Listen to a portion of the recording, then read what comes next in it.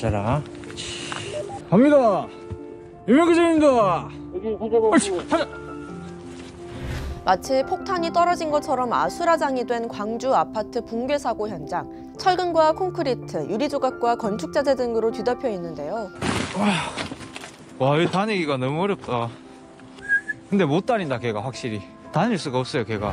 사람이 걸어다니기도 힘들고 위험해 보여요. 그래도 구조견들은 실종자들을 찾기 위해 최선을 다해 수색을 이어갑니다. 앞으로 나아가기 힘든 곳은 유리창을 깨고 진입하기도 하고요. 핸드폰 플래시에 의존해 칠흑같이 어두운 계단을 내려가기도 합니다.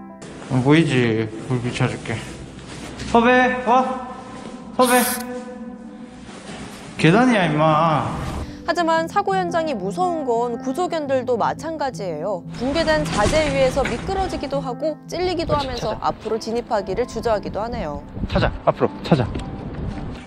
쟤도 한번 미끄러지고 찔리고 하니까 안 다닌다. 해당 영상은 지난 13일 소방청이 공개한 구조견과 구조대원의 수색 영상인데요. 구조견들은 붕괴 현장 곳곳을 누비면서 실종자들을 찾는 데 큰 도움이 되고 있습니다.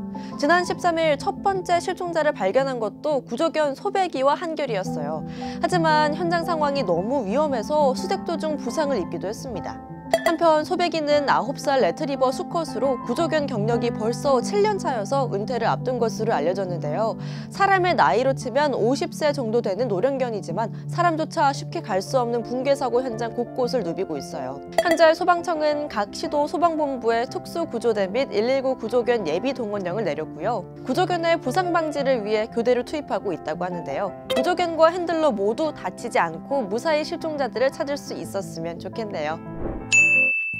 개막을 보름남짓 앞둔 2022 베이징 동계올림픽 조직위원회가 중국인들에게도 입장권을 팔지 않겠다고 발표했습니다. 앞서 조직위는 지난해 9월 코로나19 확산을 막기 위해 해외 관객의 올림픽 관람 불가 결정을 내렸는데요. 외신을 통해 조직위는 팬데믹으로 인해 특정 그룹의 사람들에게만 표를 나눠주고 일반인에게는 표를 판매하지 않겠다고 밝혔습니다. 이들 관중은 각 경기 관람 전과 후 관람 도중에 코로나19 방역 정책을 엄격히 준수할 것으로 기대한다고 덧붙였는데요. 하지만 티켓을 어떻게 나눠줄 것인지 등에 관한 자세한 사항은 밝히지 않았어요. 입장권 수익을 포기하면서까지 막대한 적자 부담을 떠안은 이 결정은 현재 중국의 방역 상황을 대변하는 것으로 추측되고 있습니다. 엄격한 제로 코로나 정책을 고수했던 중국은 다시 지난달부터 코로나19 오미크론 변이가 곳곳에서 고개를 들기 시작했어요. 지난 15일에는 전염력 높은 오미크론 감염 사례가 나타나기도 했는데요. 게다가 개막식이 최대 명절인 춘제 연휴와 겹치는 등 위험 요인이 가중되고 있습니다.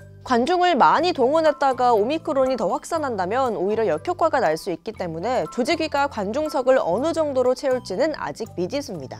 한편 코로나19로 무관중으로 진행된 도쿄올림픽의 경우 입장권 수입 약 9,300억 원을 얻지 못했는데요. 이는 역대 올림픽 수익 중 최대 적자를 낸 것으로 추정되고 있어요.